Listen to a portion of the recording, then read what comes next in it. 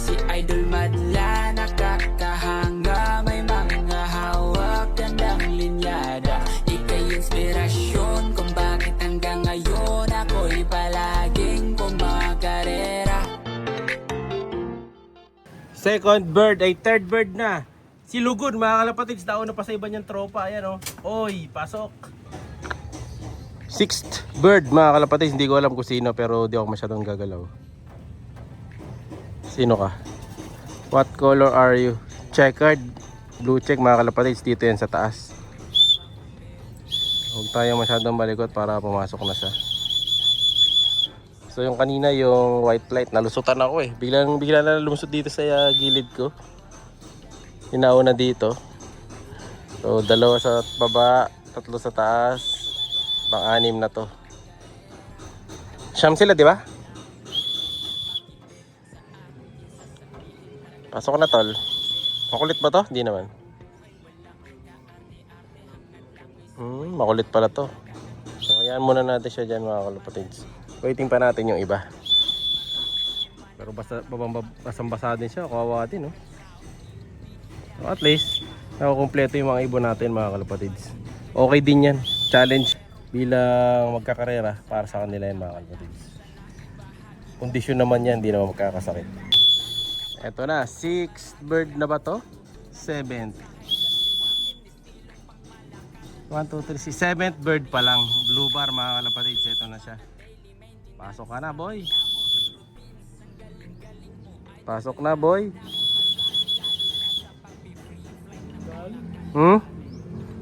Eh ano sila, umiikot sila mga kalapatids. Dahil nga umuulan dito sa gawin na tamatan yung ulan na. Mapapaulap dito. So, iniiwasan nila yan. Dito sila nagbabanda. So, maganda na rin yan. Nakakahanap sila ng ibang mga daan para sa kanilang pauwian. Bana boy. So, bali hinintay nating ibon. Ilan na to? 7 na. 2 na lang mga kalapatids. Yung grisel sa likod, mamaya trace natin pagka baba na itong 2. Tapos may isa pa. Anong kulay kulang pa niyan? Checkered pa no? Alam ko isa pang checkered. Yung medyo mas makapal na checkered ang wala pa. So boys. Yun, baba na isa mga kalapatids. Isa na lang. Ayan, may slide na rin. Second bird si checkered. Checkered, baba na. Ito yung mga semi-lugo natin na ibon mga kalapatids. 6th at 7th bird natin. Boys, pasok boys. Tulak ni Madla to.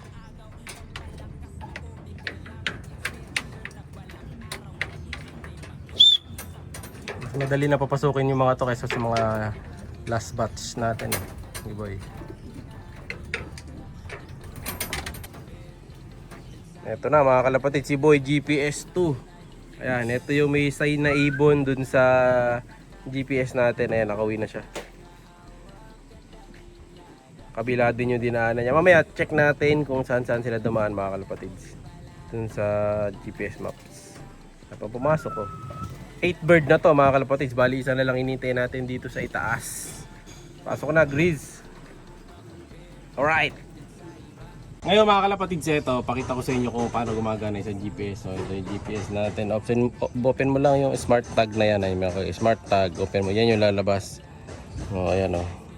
So yung huling record ng ibon natin kanina, ito na siya. Ayan, nakauwi na mga kalapatids. Ngayon, balikan natin yung ibon natin kung saan siya nagpupunta kanina. So ayan, ang nilipad ng ibon natin mga kalapatids. Makikita natin. So ito yung area natin.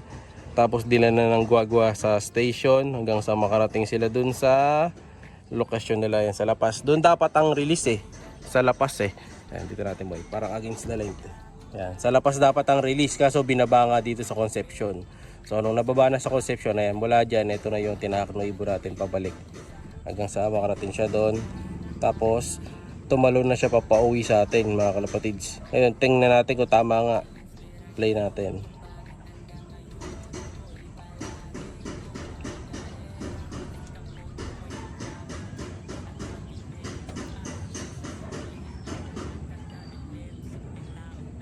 Yun yung mga dinaanan niya mga kalapatid bago siya nakauwi sa atin. Galing talaga silang kaliwa. No? Kaliwa sila dumaan mga kalapatids. Dun yan. Yan, yung diretso na yan. Dun yung nakapaling na tinahak ng isang ibon na to. So ito may tag na ibon yung nakadrawing mga kalapatid. Si ano yan, si Dark Grease. Ito naman yung isa. So pag magpapalit ka, pindutin mo lang yung tatlong guhit. Ito, dito tayo sa Madla Loft 2. Ayan. Yung may tag na aso. Yan yung si White Grisel, yung entry ni Madla 2. Okay, tingnan natin kung pareho sila. Halos same lang sila. Hindi boy, yung isa hindi nang galing dito, no? Hindi siya gumanon. So screenshot ko na lang muna mga kalapatids para makita natin yung pinagkaiba nung dinaanan nila. Ayan, screenshot natin. Ito, play natin tong isa.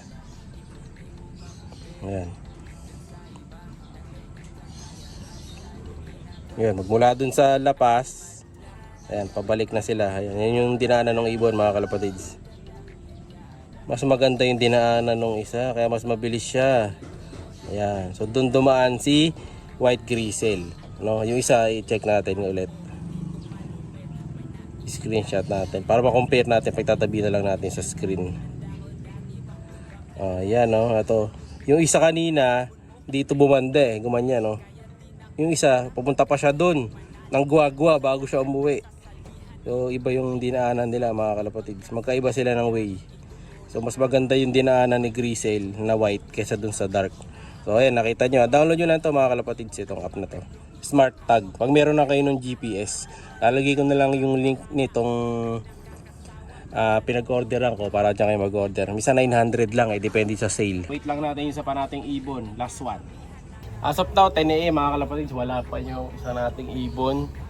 So si checkered, alam ko mas makapal checkered dun sa lahat ng checkered natin dito So baba muna tayo, balikan natin mamaya. Baka pagbalik ko mamaya nandito na siya, no?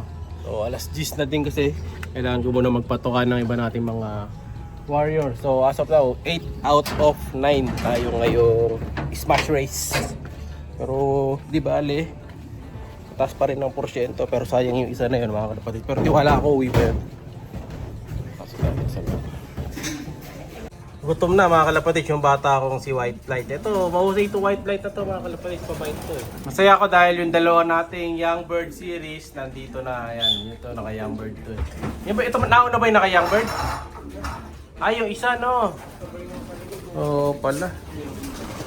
Ito pala yung unang Young Bird, yung orange, yung malaki katawan, si Macho. Ayan kakain na sila mga kalapatids. Yun lang ang ang pros na mga maaga. Maamo yan, no? Pros na mga maagang mowing ibon, mga kalapatids. Maaga silang kakain. Ayan, ito ang amo nito. Si White Flight. So, 4 sila. 5 sila. Isa na lang kulang ngayon. Kain na, mga kalapatids. Ayan, yung nasa side na yan, grits lang yan, mga kalapatids. Ayan, gutom na rin sila mga kalapatids, galing ng Concepcion. Lapas dapat, naging Concepcion binaba dahil sa sobrang lakas ng ulan doon, iniwi yung mga ibon natin. So magaling yung club kasi nga nakita na nilang yung ulan palakas, so binaba na nila kagad. Hindi na inaabot ng alas 8 na ma-release, no? So 7:30 lang na-release na. Dati kasi basic experience natin sa iba nare-release minsan 9, minsan nare-release pa kinabukasan mga kalapatid sa ibang club ganun.